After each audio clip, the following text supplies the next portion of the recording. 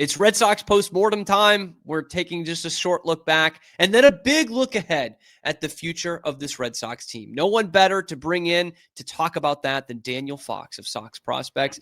Daniel joins us in a bittersweet day, mostly bitter. Daniel, has this been an easier pill to swallow as we get through the morning after? First off, thanks for having me. Always great to talk Sox. I said this before the series. I felt like they had nothing to lose. I understand. Like, I hate the Yankees. I live in New Jersey. Like, it's tough being around Yankees fans. There is no one I wanted to beat more. But if you just look at the roster, I mean, when that first lineup came out, and all respect to Nick Sogard and Nate Eden, but they shouldn't be starting playoff games. We had a kid making his fifth MLB start, getting the ball in a do-or-die game.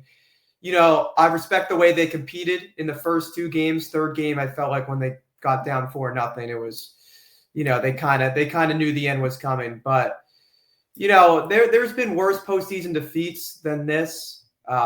I didn't feel like they were the better team. I didn't feel like they were the better roster, especially when Roman Anthony went out. But, I think there's a lot of reflecting. There's a lot of good stuff to look forward to. But, they got a lot of work to do to get to where the Yankees are. For sure. I'm thinking about trying to execute a trade here. Like, Ben Rice permanently stays in New York and we get you to Cohasset. It's a lovely town. Daniel, I think you should think about it. I would love that. If that got Ben Rice off the Yankees, because it feels like he kills us every single time. Last year, I know it was off Josh Winkowski, but if we get Ben Rice, I don't know, out of wherever he is and out of the Yankees lineup, I'm all for that.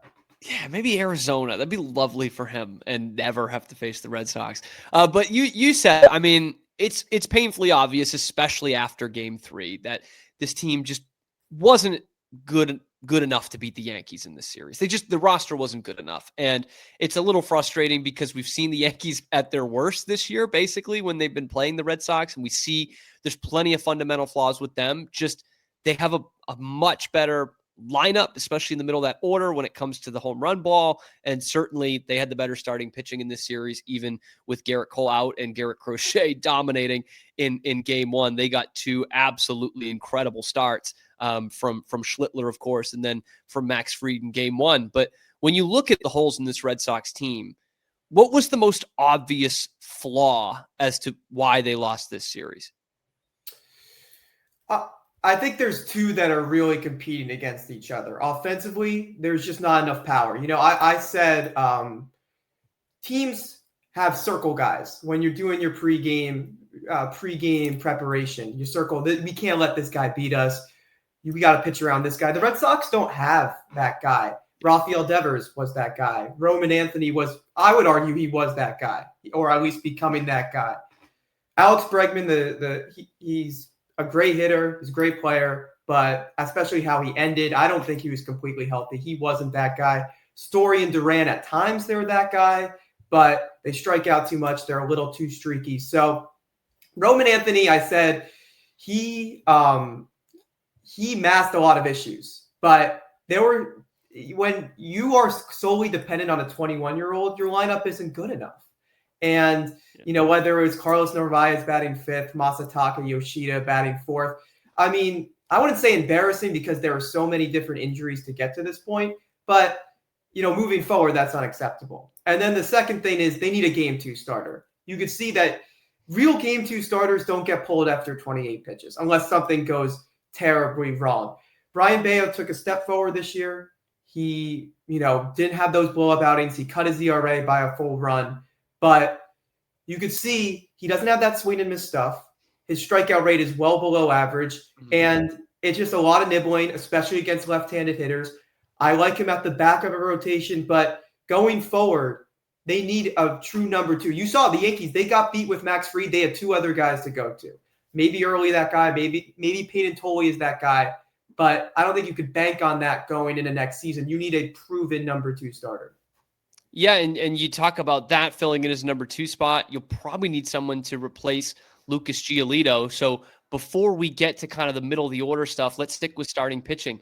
Who is on your wish list as you look ahead to this winter?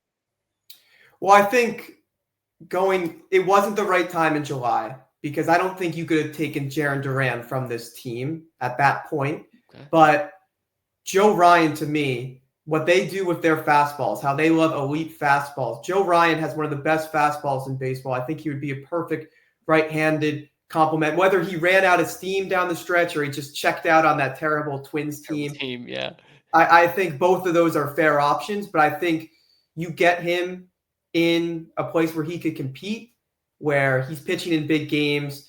And, he went into Yankee Stadium. I know it's one game, but he went into Yankee Stadium earlier this year. I think he threw 7 shutout innings or something like that. Having him, locked in, it's going to take a price. We got all offseason to discuss whether what outfielder we want to put in, whether Tolley or Early would be part of that package. But to me, especially when I look at the free agent starters, I have questions about all of them. Framber Valdez is his attitude, his makeup. He was really the face of the Astros collapse here. Yeah. Dylan Cease, I have concerns about his walk rate. He had a bad year this year. Michael King with his injuries. Nate Eovaldi coming off an injury at 36. Eovaldi, I wanted them. If the Rangers fell out of it, I would have loved for them to trade for Nathan Eovaldi. Yeah. But I don't think you could get a full season out of Nathan Eovaldi at this point. So to me, Joe Ryan, and take a look at some of the Marlins guys. Sure. I'd have to dive deeper into exactly what Sandy Alcantara did in the last 2 months and whether that's sustainable. Edward Cabrera, he also has his injury risks. But the thing is, there's not a perfect solution. There's no Garrett Crochet out there. So they need to trust their evaluations. And most of all, no reclamation projects. I get Giolito worked out, but Walker Buehler, sometimes you are who you are. If the Dodgers want to get rid of you, you are who you are. Yeah. And I think sometimes, well-deserved. I've brought the stat a lot that they've had their best team ERA this year than any time in the 21st century. So they know what they're doing, but I think sometimes they get a little too confident. They're like, we could fix Dustin May. He's 6'5". He's got, a nasty sinker. There's something to be said about the proven, reliable guys. You know what you're getting. You could slot them in. Everyone loves a reclamation project, but they need right now a true number 2 who they could slot in and feel good about. Yeah, and this is a great point you made on Twitter last night about the pitching and its reclamation projects and waiting on guys who probably aren't top of the line guys. So you talked about a couple, with Buehler, Dustin May. Who would have thunk it? The Dodgers are selling a starter in at the trade deadline. Who would have thunk that he's not actually very good? Over the years, Pivetta turned out well, right? But like a Michael Wacha, guys like that on prove-it deals that don't come through necessarily, and you're kind of biding time. You're looking at these guys that are coming through the pipeline, the Cutter Crawfords, the Tanner Houcks, the Richard Fitzes, and wondering, what are these guys going to be? You've got a couple of starters, future starters in Early and Tolley that you've actually developed. So are you saying this is the time where we're not guessing what roles are going to be anymore? We're not auditioning roles the first 2 months of the season. We need 4 bona fide starters we can throw out in a playoff series day 1 of the regular season. Well, I think there's 2 spots open in their rotation right now. And the way I see it, Tolley needs a little bit more time in the minors. I think, look, the guy started in Greenville in May. Yeah. In May. So hats off to him for even getting to this point, pitching, coming in the bases loaded with, 2 outs against Trent Grisham in the 8th inning. So hats off to him. But, we saw it, particularly in that Diamondback start, if a team knows how to hit your fastball or has a good read for your fastball, he didn't have anything else to turn to. So I think he needs a little bit more time. I don't know exactly how many starts he had in Worcester, but I don't think it was more than 5. So I think he needs more time. Early, to me, just the pitchability, the poise, I feel good about slotting him into the back of the rotation. So to me, there's to start the season. So to me, there's 2 open spots. One, you need to get a number 2. That we were talking about. The second one is I would be okay with whoever looks the best between Crawford, whether Patrick Sandoval's there, Hunter Dobbins, if he comes back as ACL. Like, they got a lot of intriguing options that if just one of them pans out as a back-end starter, like, I feel good about it. But to me, you can't go in saying we need two of those guys to slot in to our rotation along with Bayo and Early behind Crochet. Because I also said, like, you can't waste Crochet's prime with a bunch of fours behind him. They pushed him to the limit this year, and I don't want to do that every year. I want to have another guy I feel good about going forward. That's a great point. And I just couldn't help but thinking last night about Connolly Early, man. Henry Owens walked so Connolly Early could run. Like, this is everything. I have no idea. I've thought about this a lot. I have no idea how he's a top prospect because at least Early throws 95. Yeah. And he throws strikes. Owens threw 90 and he didn't throw any strikes. So. It was bleak, man. But Connolly Early, man, I know everyone talks about the poise and you kind of have to see it, but he's got it, man. And he holds runners well. And the pitch mixing was excellent again last night. Like, he had them off balance, man. It was too bad about the defense behind him. But talking about pitching, now let's shift to the middle of the order. That was definitely a problem in this series. And you definitely saw it in the game last night when Schlittler is, throwing hard, right? But the Red Sox have not been good against velo really all season long, but Schlittler was pounding the strike zone with nothing but fastballs, and they just couldn't touch him. And it just, again, highlights the middle of this order and not having a true slugger in the middle of that lineup. There are some big names out there on the free agent market this year. Could we see a return of Kyle from Waltham? Could we see the Red Sox splashing big money for a mid-30s Kyle Schwarber? Anything is possible at this point. I think, it's, October 3rd, a lot of things. We don't know. Kyle Schwarber hasn't even played his postseason games. Exactly. Yet. We don't know if Schwarber is going to be a Philadelphia GOAT and have to leave. But the thing is, like the pitching staff, the offense is so tricky because there's so much talent on the periphery, but so much unknown. I, was a huge believer in Tristan Costas going into the season. The hard hit rate, his plate discipline, but what he showed you the first month on top of the injury, I can't pencil him into a starting spot. Meyer, he has his questions about whether he could hit lefties. His offense is still a work in progress. Defensively, he's there, but I think, committing to Meyer every day in that lineup would be a big ask.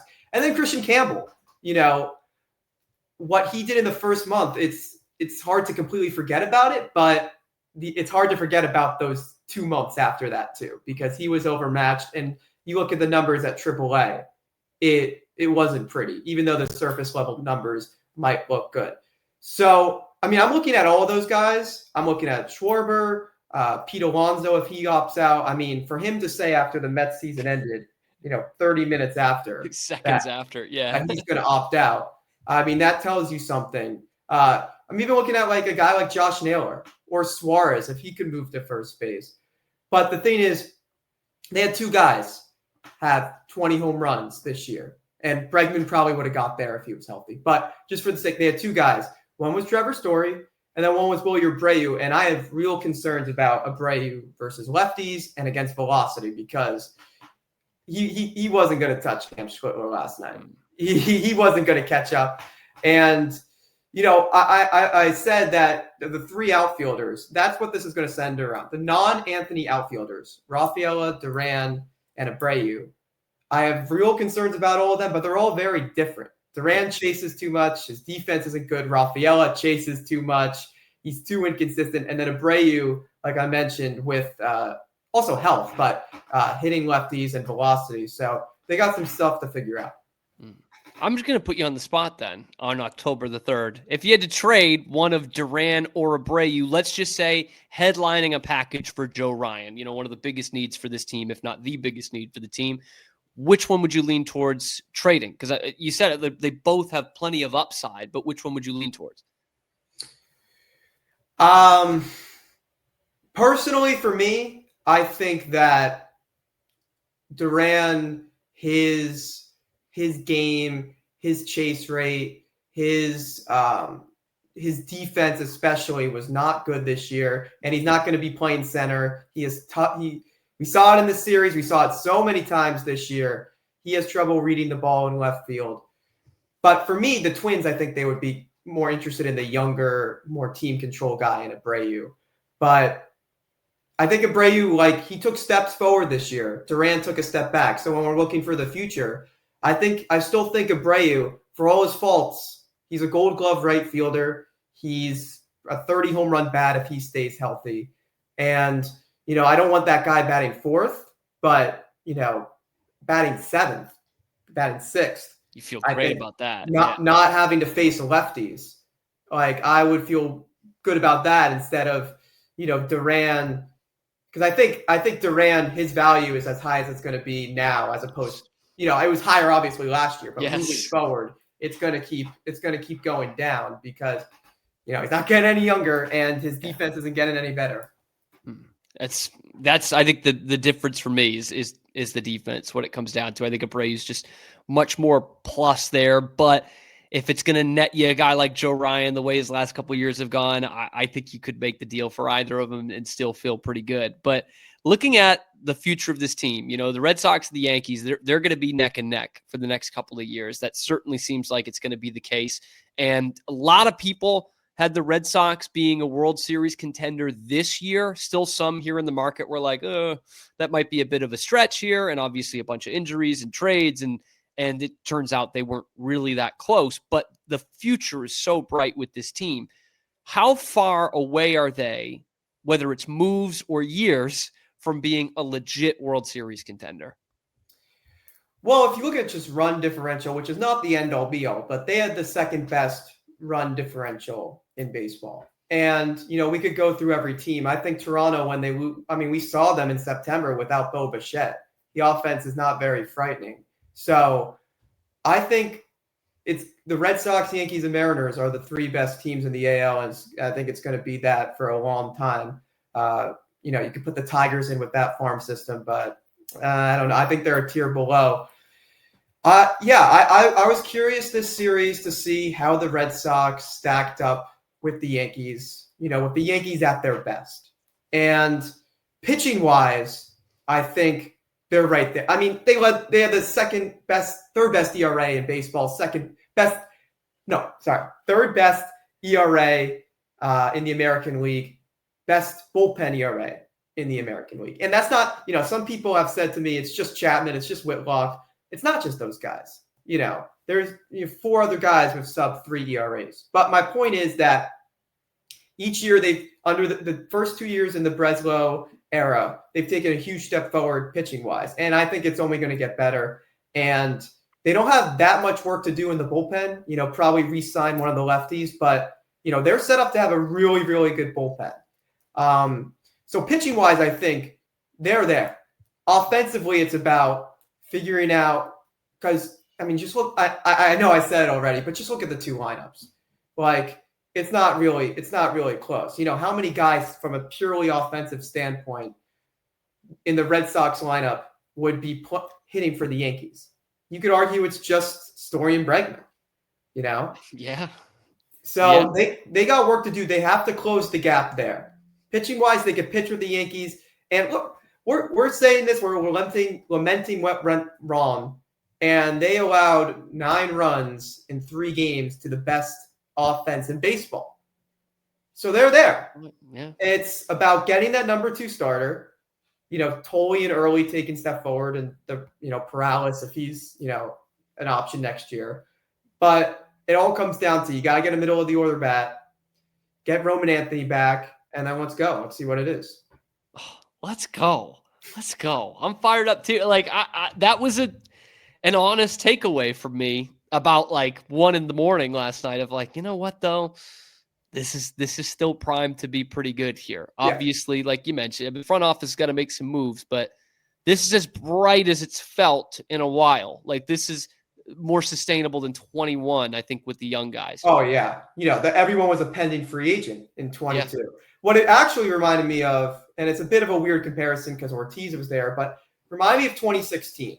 I don't think they were quite ready. That was the first postseason experience for Bradley and Betts, and Bogarts is second. But, I think it was good for them to get that experience. It took 2 more years, but Man, I wish Anthony and Meyer got this experience too. Yeah. But just seeing Crochet in that environment, like, okay, box checked. The last 2 starts, that's the guy I want out there. That's the, like you said, Bumgarner, Skubal, that's the guy you want out there. That's a big box checked. But all these guys, and that's a tough environment to play. 50,000 New Yorkers on the road, 3 straight games. So it was kind of trial by fire. I saw some good things. There were obviously some bad, but I think it's obvious. It's a positive experience. I think it would have been disastrous if they didn't make the postseason, and this season would have been a wash. That would have been bad moving forward. Yeah. Daniel Fox, he's got the Substack. It's new. He's got a postmortem coming out today. Daniel, let the people know where they can find you. Yeah, you can find me on Twitter, DanBFox1287, and the link to my Substack is in the bio. So thanks for having me on, man. It was a blast. Yes, thank you so much. We'll definitely have to catch up with you during the offseason here when you've got the wish list officially out, the Santa's wish list for the Red Sox offseason. We will certainly bring you back. So, Daniel, really appreciate you making the time. Yeah, thanks for having me. There he goes, Daniel Fox, Sox Prospects. And, man, he has got the right outlook here. There's a lot of doom and gloom. There's a lot of people that are saying that this is the end of something. It's not. This is just the beginning of something for these Boston Red Sox. But let me know what you think in the comment section below. Be sure to like the video, subscribe to the channel. We come at you live every weekday, high noon Eastern time, and then we're available wherever you get your podcasts as well. The Cam Show, your lunchtime alternative to Boston Sports Talk Radio.